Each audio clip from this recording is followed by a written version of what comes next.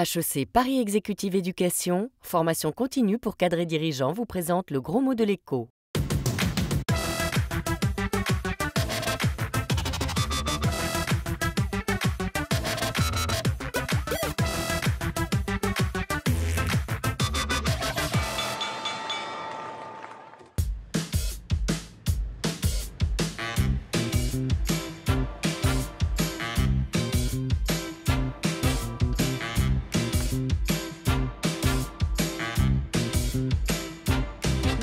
Et bienvenue dans le gros mot de l'écho. On dit souvent que l'argent n'a pas d'odeur, mais a-t-il un sens? C'est la question au cœur de la finance éthique, deux mots qui a priori n'ont rien à voir. Comme sa cousine spéculative, la finance éthique a ses banques, ses fonds d'investissement, ses indices boursiers, ses agences de notation. Seule différence, mais elle est de taille, le profit n'est pas son seul objectif. Alors, finance éthique, invention marketing ou réel levier pour une économie plus durable? Nous vous avons posé la question.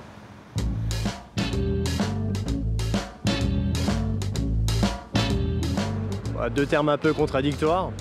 Non, je pense que la finance ne peut pas être éthique. C'est quand on investit dans des entreprises éthiques. Il y a plein de critères sociaux, environnementaux qui peuvent être utilisés pour noter des produits financiers, des actions en particulier. La finance est difficilement morale, difficilement éthique. Pourquoi pas? Si ça existe, oui.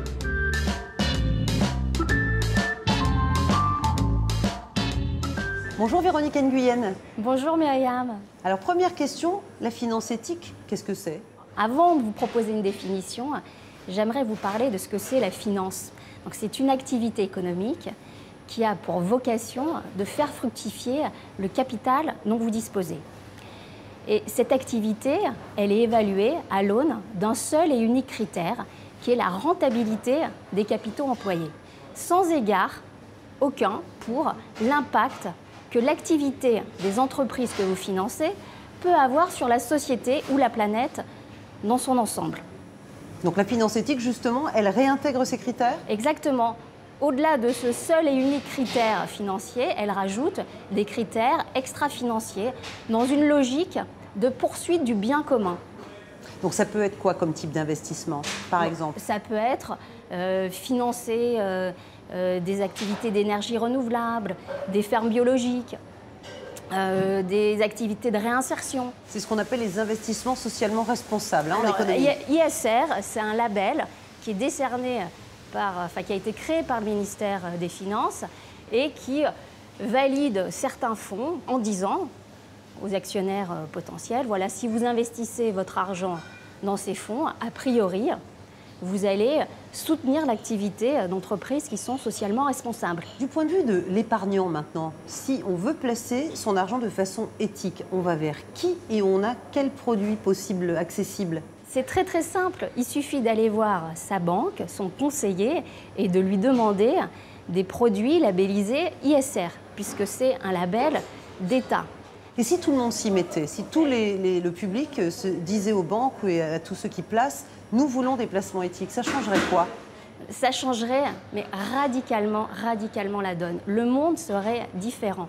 Parce qu'aujourd'hui, il n'y a absolument aucune limite à la volonté de s'enrichir, à la volonté de prédation.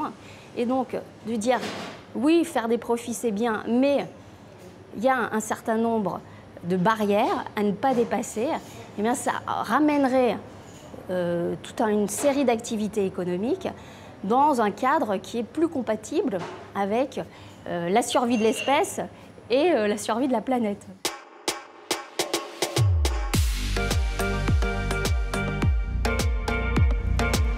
On ne fait pas de bénévolat quand on fait de la finance éthique. Il est bien question de rendement.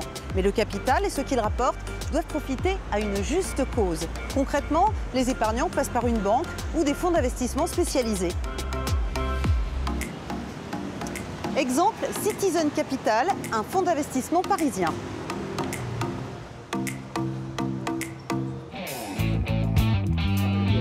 Ce fonds créé il y a 10 ans investit chaque année 8 millions d'euros dans des entreprises potentiellement très rentables, mais pas seulement. Quand on s'est rencontré avec mon associé Pierre-Olivier, on s'est retrouvé sur deux choses très fortes. Tout ce qui concerne la vulnérabilité des personnes. Et donc on va retrouver les secteurs de l'éducation, de la santé, du vieillissement, de la formation, de l'accès à l'emploi.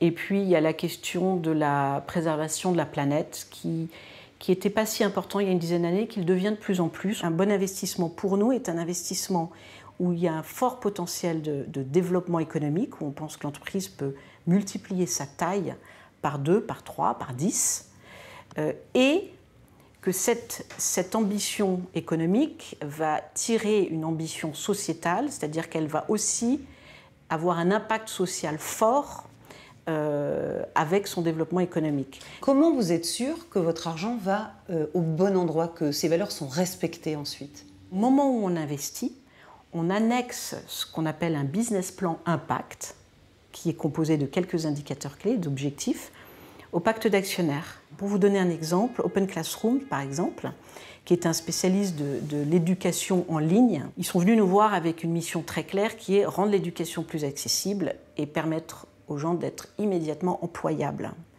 après leur formation. Ce qu'on a cherché à comprendre, c'est par quoi ça se traduit concrètement, comment on peut le suivre. Citizen Capital a donc pris des parts dans Open Classrooms, une société commerciale d'éducation en ligne. Ces cours sur Internet, tournés ici, à Paris, sont suivis par 3 millions de personnes dans 140 pays. Ce sont des cours aussi bien de développement informatique, data science, marketing, ressources humaines. En fait, sur des métiers qui sont en tension, des métiers qui recrutent activement. Et ils sont destinés à toutes les personnes, des jeunes ou des personnes en reconversion professionnelle. Ça coûte cher? Il faut compter environ 3 600 € pour avoir un diplôme de niveau Bac+3 reconnu par l'État. Citizen Capital est un de vos actionnaires. En quoi vous ont-ils aidé?